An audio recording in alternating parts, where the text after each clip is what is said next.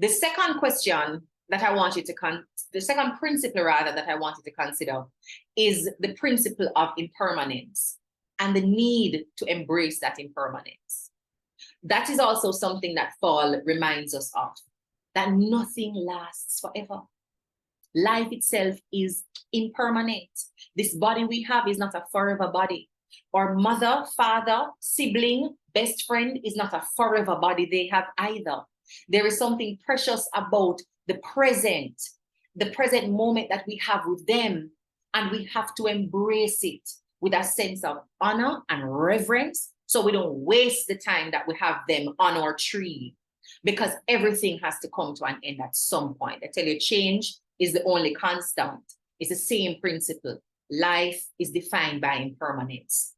So just as the leaves are preparing for winter, they're doing so to acknowledge that change is an inherent part of my life as a tree. So right now, I will have no leaves and I'm going to be so naked, and the birds won't come and sit on my limbs anymore. In fact, a few limbs might all drop off, and it's going to get so cold, and it's going to feel so empty and lonely, because not even human beings are going to want to be outside the way they were outside in summer, admiring my blossoms, admiring my fruits, taking me for shade as they read their favorite books. Everything is going to go. But it's for a season. After 3 or 4 months, that season 2 will come to an end. And then we're going to a renewal phase. And even that season has to come to an end. And then we bear fruit from the work and the tilling of the soil that has gone into the previous season. So even the hardships are impermanent. And if you think that there's something you're going through now that is so painful, so hard, even the thought of releasing something or someone, you can't manage it, it's going to mash you up. Remember that that is impermanent. That's not going to be something that lasts forever. Now, it kind of feels rough to imagine that, you know, probably if you're in love, that the love won't last forever. Because the pain can't last forever. So the love can't last forever. I'd make an important distinction there.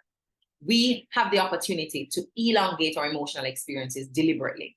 So we can elongate pain, because there are times when the pain wants to die.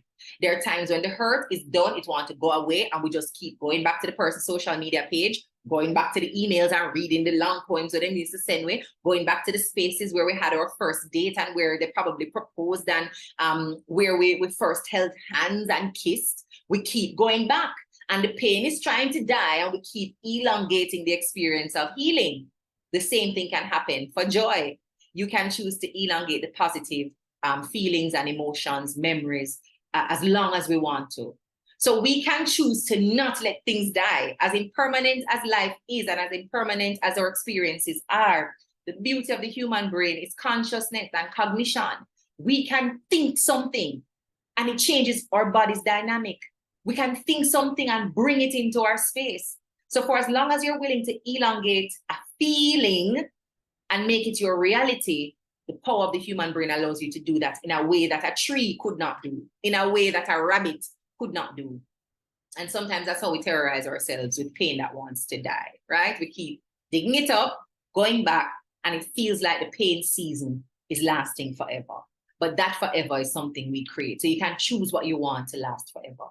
But ultimately, life is built on the need for change. And the sooner we embrace the idea that everything has a season, that certain things and phases are meant to come to an end, we won't allow what has died to keep taking up room in our lives, emotionally, mentally, physically, rotting, decaying, and therefore making it unattractive for anything new, anything renewed, and anything full of life and freshness to want to come into our space.